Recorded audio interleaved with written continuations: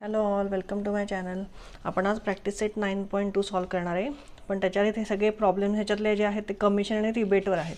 तर कमिशन म्हणजे काय ते जरा समजून घेऊ आपण. इथे बघा बुकमध्ये दिलेलं आहे, sometime it is not possible for a company to sell their manufactured goods.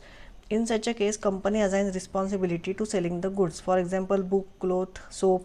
The person gets some remuneration for the service. The remuneration is called commission. म्हणजे मोठ्या मोठ्या कंपन्यांना ते स्वतः जाऊन प्रॉडक्ट विकत नाहीत, ते वेगवेगळे पर्सन असाइन करतात. मग ते जाऊन वेगवेगळ्या दुकानांमध्ये ते प्रॉडक्ट ठेवतात.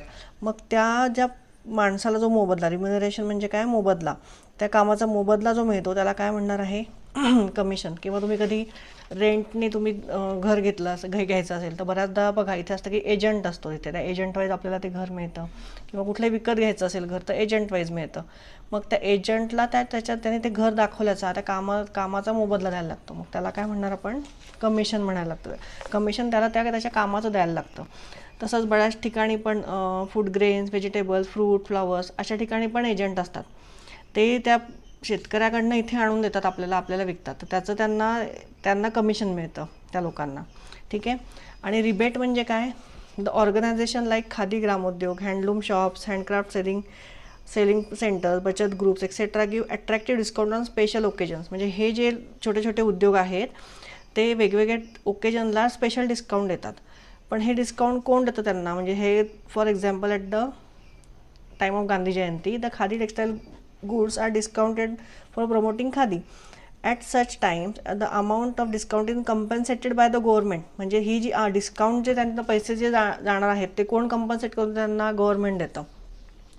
दिस monetary compensation is called as rebate, known as rebate. Hence rebate is also type of डिस्काउंटच आहे. ते आपल्याला तर डिस्काउंटच आहे, पण हे म्हणजे हे गव्हर्नमेंटांना ठरवून देतं की किती पर्सेंट द्यायचं आहे डिस्काउंट. तर त्याला काय म्हणणार आहे, रिबेट. हे गव्हर्नमेंटतर्फे ठरवलं जातं या कंपन्यांना, अशा उद्योगांना. ठीक आहे. तर त्याचे प्रॉब्लेम आपण आता सॉल्व करूयात. John sold books worth ₹4,500 for a publisher. For this he received 15% commission. Complete the following activity to find the total commission John obtain. ठीक आहे. आता पहिले काय सांगितलं, selling price of book. Selling price of book काय, John sold books worth ₹4,500. म्हणजे selling price काय येणार आहे, 4,500. रेट ऑफ कमिशन किती आहे, 15%. तसं 15% देऊ आपण. कमिशन ऑप्टेड म्हणजे आता कमिशन 15% कशावर मिळालं आहे, 4,500वर. So 15/100 into 4,500. सो हे 2 0 कट झाले, हे 2 0 कट झाले. 15 इंटू 45 ऑलरेडी ते खाली इथे नाही दिलं का आन्सर. सो ह्याचं मल्टिप्लिकेशन येतं ₹675. एवढं कमिशन ह्याला जॉनला मिळालं आहे. आता सेकंड बघूयात. Rafiq sold flowers worth ₹15,000 by giving 4% commission to the agent. त्याने त्याचे फ्लॉवर्स कितीला विकलेत, 4%. आणि एजंटला कमिशन दिले त्याचे फ्लॉवर्स विकायला. Find the commission he paid and find the amount received by Rafiq. चला आता हे पहिले सॉल्व करूयात. आता पहिले जे दिलेलं आहे, जे गिवन आहे ते लिहून घेऊ. सेलिंग प्राईस ऑफ फ्लॉवर्स लिहून घेऊ पहिले. सेलिंग प्राईस ऑफ फ्लॉवर्स किती आहे, 15,000. कमिशन किती पे करणार आहे तो, रेट काय आहे त्याचा ते लिहून घेऊ. Rate of commission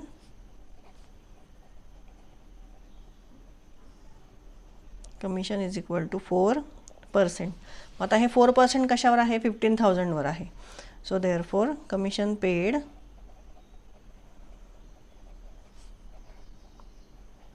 is equal to 4% of 15,000 आहे. बरोबर. मग ऑफ म्हणजेच काय, मल्टिप्लिकेशन. 4% म्हणजे काय, 4/100 इंटू 15,000.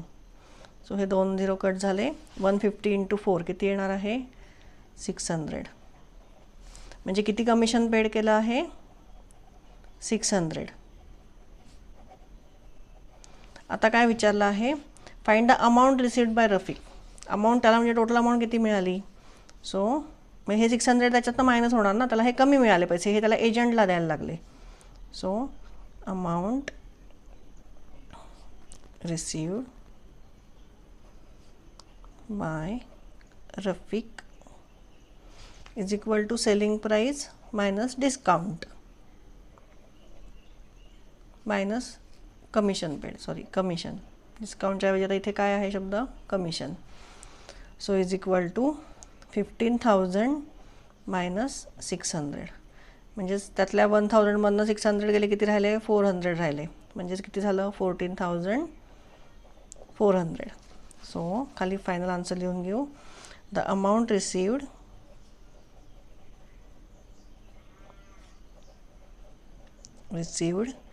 Bye Rafiq is ₹14,400. ठीक आहे. चला नेक्स्ट प्रॉब्लेम बघूयात. A farmer sold food grains for 9,200 rupees through an agent. The rate of commission was 2%. So how much amount did the pay agent get. ठीक आहे. 2% कमिशन त्याने दिले. एवढे रुपीजचं फूड ग्रेन्स विकायला 2% कमिशन फार्मरने एजंटला दिलं आहे. मग ते किती दिलं? 2% म्हणजे किती? रुपीजमध्ये किती? ते आपल्याला फाईंड करायचं आहे. सो आता पहिले जे दिलं आहे ते लिहून घेऊयात. Selling price of food grains is equal to ₹9,200. त्याच्यानंतर रेट ऑफ कमिशन किती आहे हे प्रत्येक वेळी लिहून द्यायचं आहे. म्हणजे मग कसं होतं, कळतं काय गिव्हन आहे आणि आपल्याला काय फाईंड करायचं आहे. रेट ऑफ कमिशन आहे 2%. चला नेक्स्ट स्टेप काय आहे? Commission paid is equal to किती? 2% ऑफ 9,200. ऑफ म्हणजे काय? मल्टिप्लिकेशन. आणि 2% म्हणजे काय? 2/100 इंटू 9,200. सो हे 0 0 गेले. 92 इंटू 2 इज ₹184. म्हणजे एजंटला किती मिळाले? ₹184. Therefore the agent gets commission of ₹184. ठीक आहे. नेक्स्ट बघूयात. चला नेक्स्ट प्रॉब्लेम बघूयात. Umatai purchase following items from a khadi Bhandar. 3 sarees for ₹560 each and 6 bottle of honey for ₹90 each. On the purchase she received a rebate of 12%. How much total amount did Umatai पे? म्हणजे दोन गोष्टी त्यांनी घेतल्या आहेत. त्याच्यात आपल्याला दोन्हीची आधी अमाऊंट काढायला लागेल की ह्याला किती पे केले साडीजला आणि हनीला किती पे केले, आणि मग त्याच्यावर सगळ्या आयटम्सवर किती रिबेट मिळाला आहे? 12%. मग ते फाईंड करायला लागेल. सो पहिले आपण साडीचं काढून घेऊयात. कॉस्ट ऑफ 3 sarees किती आहे? 3 × 560 ईच आहे ना, म्हणजे 3 × 560. सो ते येतं आहे ₹1,680. त्याच्यानंतर cost of 6 bottles of honey कितीला मिळाला आहे? 6 × 90 रुपीज ईच. So 6 × 90 is 540. आता ह्या दोघांची ॲडिशन करायला लागेल. टोटल कॉस्ट मिळेल म्हणजे आपल्याला total cost of items purchased is equal to 1680 plus 540. म्हणजेच किती मिळालं आहे ते? अमाऊंट किती झाली बिलाची? 2,220. आता ह्या बिलावर त्यांना 12% रिबेट मिळालं आहे. So total rebate given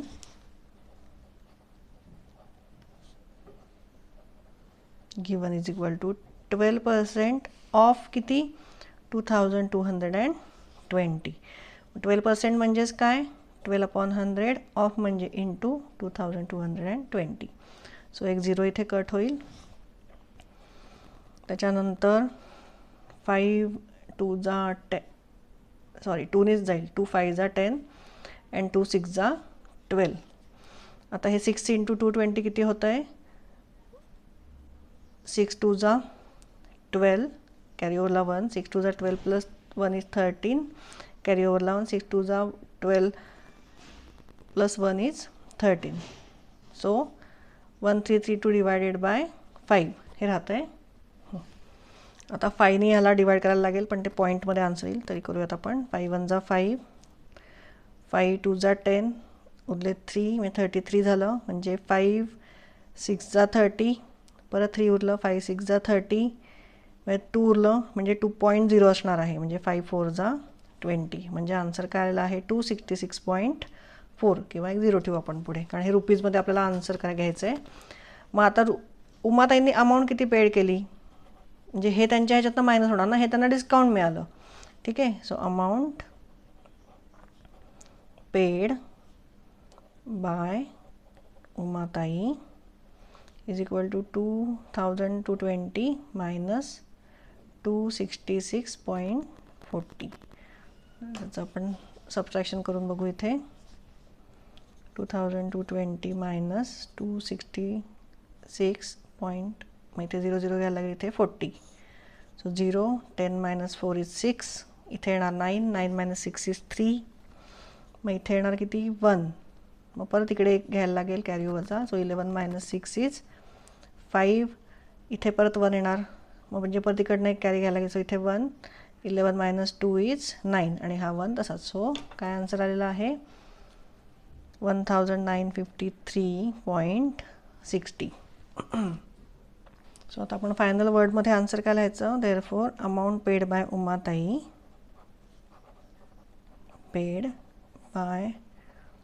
Umatai is ₹1953.60.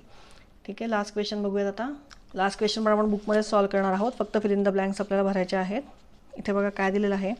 Use the given information and fill in the boxes with the suitable numbers.